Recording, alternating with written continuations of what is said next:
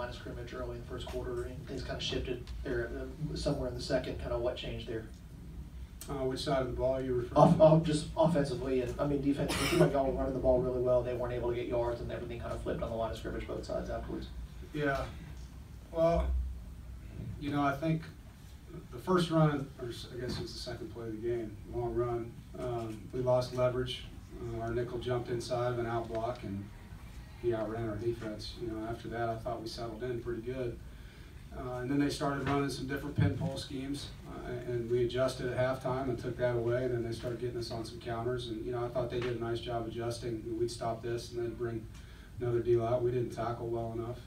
You know, offensively, we had some good runs as we were spreading them out, but you know, as we got behind more and more, kind of hard to get back in the game just running the ball. You know, and that was part of that. I think, you know, when we were in four wides, we were able to run the ball pretty effectively. But we were banged up there, you know, at the end. You know, we had a bunch of our linemen out, and you know, Jerome was limping, and you know, Ricky was limping around, and so just, you know, weren't full strength, and that hurt a little bit. Any other questions? Dave, it seemed like you guys had momentum there in the second quarter after the fourth down stop, and then weren't really able to seize that and capitalize on it. How much did that end up hurting you guys? Well, it hurts, you know. I mean, they jumped out on us. Our guys rallied us back into the game. Chris Dunn made a couple kicks. CJ made a nice touchdown catch, and defense had to stop, and we just weren't able to make that a score in that drive. And you know, like I said, we went at halftime 21-13, coming out with the ball, felt good about it, and then, you know, we had a pick six, I think, in that drive, and things just kind of got away from us at that point in time, and we didn't stop them, you know, defensively in the run game, and offensively we couldn't get anything going. So you got to give them credit in the second half. They outplayed us. Coach, your thoughts on Williamson? Is he the best back you've seen this year?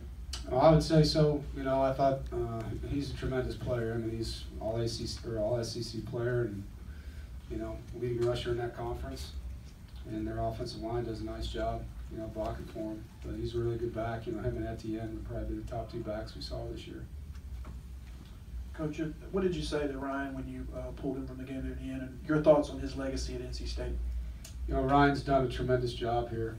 He really has. And at that point in the game, same with Garrett. You know, they've given us everything, and we were out of it and didn't want to put them at risk at that point. And it was good for Matt to get those reps too. You know, I think that was valuable for him. Anytime he can get in as a quarterback in a real situation and play, and those are good reps for him, and he'll learn from those reps, you know. And even though they weren't good, they're good learning material for him. And so, you know, that was kind of it. You don't want to put Ryan in that situation, especially when Garrett was out, Big T was out, just from a protection standpoint.